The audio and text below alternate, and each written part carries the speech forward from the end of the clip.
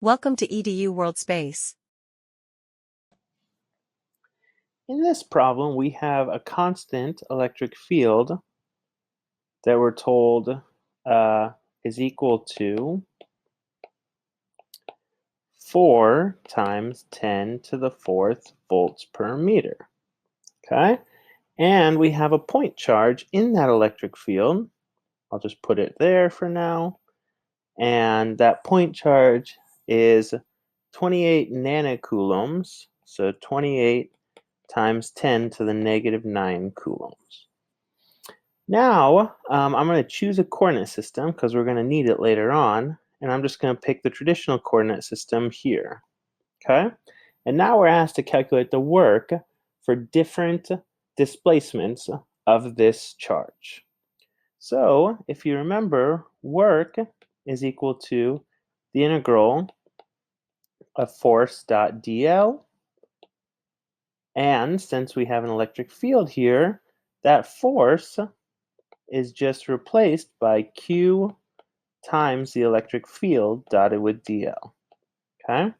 So now our charge is a constant, our electric field is a constant, so we can pull out both of those constants and do this integral.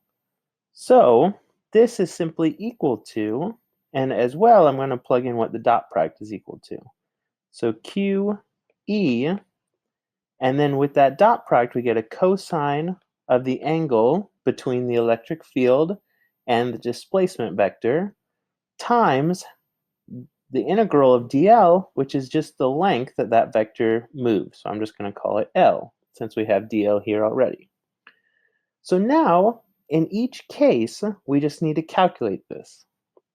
So for part A, we're told that the particle moves 0.45 meters to the right.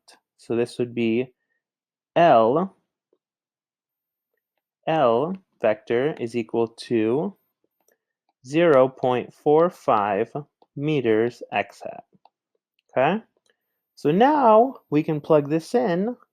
Work A is equal to QE times 0.45 times cosine of the angle. And here, our displacement vector is pointing to the right. So therefore, the angle between this displacement vector and this electric field is simply 90 degrees. And if you remember, cosine of 90 is 0. So therefore, the work done by this displacement is 0 for part A. Now we're going to do something similar for part B. So in part B, we're told that it moves in a new direction. So my L vector is equal to 0.67 meters times y hat. Okay? So if we plug this in, work B is equal to 0.67 times QE times the angle, cosine of the angle between them. So our electric field is going up. Our displacement is in the y direction. So therefore it's cosine of 0, which is simply 1. So this cosine just goes to 1. And if we plug in our values for Q and E, we find that the work done by this is 7.5 times 10 to the negative 4 joules. Okay? And then for part C, we do the same thing. But this time L is pointing in two different directions, so it's going at an angle. So we're told that it's going downward at a 45-degree angle, and the magnitude is 0.67 meters again. Okay? So therefore, we can break this into components, and we find that sine of 45 is equal to y over 0.67. Cosine of 45 is equal to x over 0.67. And solving these, we have our components.